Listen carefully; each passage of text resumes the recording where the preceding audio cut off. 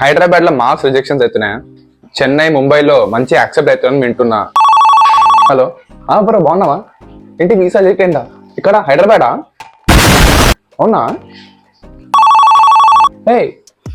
Visa accept అయిందా? ఎక్కడ? హైదరాబాదా? Okay. మీకు హైదరాబాద్ అయినా ముంబై అయినా ఢిల్లీ అయినా మీ డాక్యుమెంట్స్ అని మీరు చెప్పే ఆన్సర్స్ కనుక కరెక్ట్ వేలో ఉంటే వాళ్ళు అయితే మీకు ఎందుకు యాక్సెప్ట్ చేయరు చెప్పండి. ఇప్పుడు కొంతమంది ఉంటారు స్పెల్లింగ్స్ తెలియవు, అట్లాంటి వాళ్ళు కూడా పోతుంటారు, అట్లానే రిజెక్ట్ అవుతుంటాయి. సో మీరు చెప్పే ఆన్సర్స్ ఆర్ మీరు చూపించే డాక్యుమెంట్స్, మీరు ఏ ఆన్సర్ చెప్పినా దానికి ప్రూఫ్ ఉండాలి, ఒక డాక్యుమెంట్ ఉండాలి దానికి.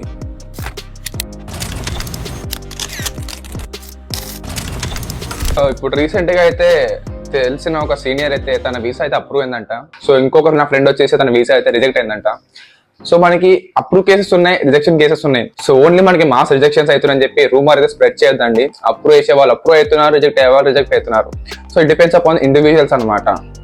సో ఊరికే మీరు ఎక్కువ రిజెక్షన్స్ అవుతున్నాయి, ఈ కౌంటర్కి వెళ్ళొద్దు, ఆ కౌంటర్కి వెళ్ళొద్దు, అవన్నీ బక్వాస్ రీజన్స్ అవన్నీ. So hey guys, welcome back to another video.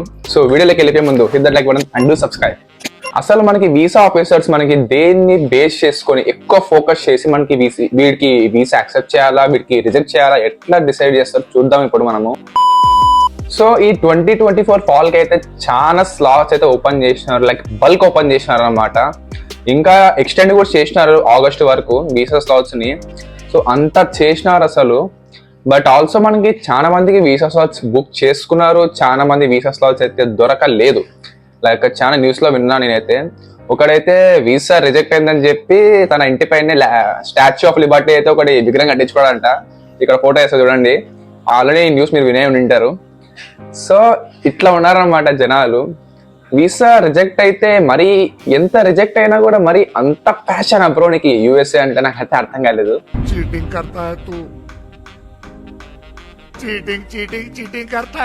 So ఎక్కువ మందికి రిజెక్షన్స్ అవుతున్నాయని చెప్పి చాలా టాక్ వింటున్నారు కదా, మీరు కూడా చెప్తున్నారు, నేను కూడా వింటున్నా. సో దానికి మెయిన్ రీజన్ వచ్చేసి స్ట్రీమ్ చేంజింగ్ అనమాట. ఎవరు ఎగ్జాంపుల్ ఎందుకు చెప్పండి? నేనే. సో నా అయితే వీసా June 4th అనమాట. సో నేను కూడా బీటెక్ ట్రిపుల్ చదివాను. సో ట్రిపుల్ నుంచి ఇన్ఫర్మేషన్ టెక్నాలజీకి అయితే స్ట్రీమ్ చేంజ్ అవుతున్నా. డెఫినెట్ గా నా క్వశ్చన్ అయితే రేస్ చేస్తారు, but I have the answer అనమాట. మీరు ఒక్కసారి మీ వీసా ఇంటర్వ్యూకి వెళ్ళిన తర్వాత మీ స్టాండింగ్ పొజిషన్, మీ కాన్ఫిడెన్స్ అండ్ మీ డ్రెస్సింగ్ సెన్స్, ఇవన్నీ వాడు మీకు గమనిస్తారనమాట. So first impression is the best impression, మీకు ఆల్రెడీ చెప్పాను నేను. సో మీరు ఎంత కాన్ఫిడెంట్ గా వీసా ఆఫీసర్ ముందర స్టాండ్ నిలబడితే, అంత కాన్ఫిడెంట్ గా మీరు ఆన్సర్ చెప్పగలిగితే మీకైతే వీసా అయితే వచ్చేస్తుంది, నో మ్యాటర్ దాంట్లో. ఎందుకంటే మనం ఇక్కడ నుంచి ఒక కంట్రీ నుంచి ఇంకో కంట్రీకి వెళ్తున్నాం అంటే మనం ఎంత స్ట్రాంగ్ ఉండాలి చెప్పండి మీరే. సో అంత స్ట్రాంగ్నెస్ వాడి ముందర మనం చూపించాలి నిలబడి.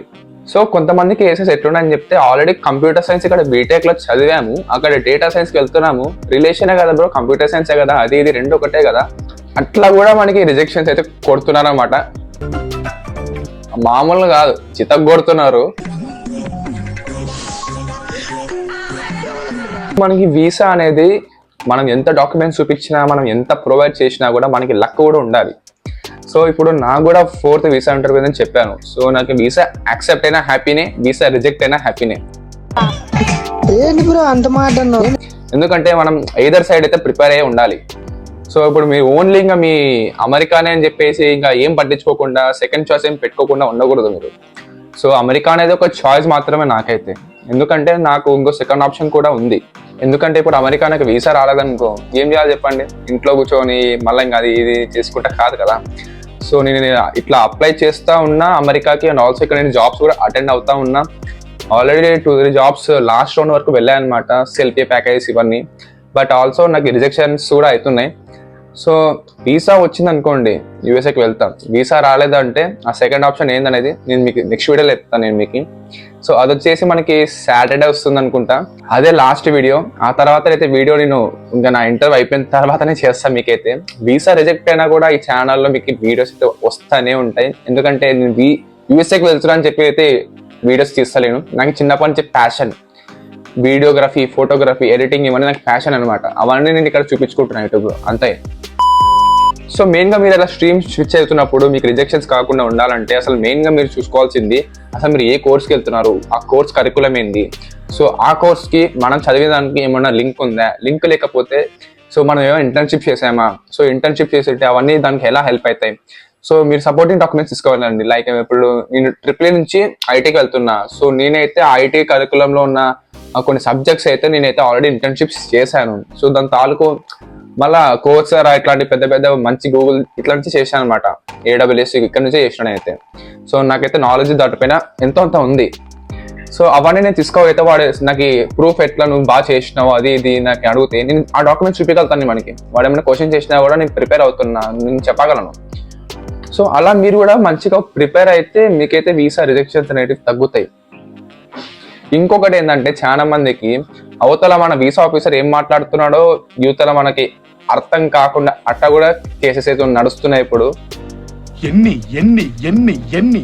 అందుకే ఒకసారి అవతల వాడు వీసా ఆఫీసర్ ఏం చెప్తున్నాడు ఫస్ట్ మీరు క్లారిటీగా వినండి. మీకు అర్థం కాలేకపోతే officer I'm extremely sorry can you repeated again అని చెప్తే మీకు వాడు డెఫినెట్ గా 2-3 టైమ్స్ అలా చెప్తారు అనమాట. మరి అంతకుమించి ఎక్కువ అడగద్దండి, అడిగితే బాగోదు. సో మనకి వీసా ఇంటర్వ్యూకి ముందు వరకు అయితే మనం ఏదో ఒక అంతవరకు అయిపోయింది, కన్సల్టెన్సీకి చేసినాము, వాళ్ళంతా చూసుకున్నారు, అంతా అయిపోయింది.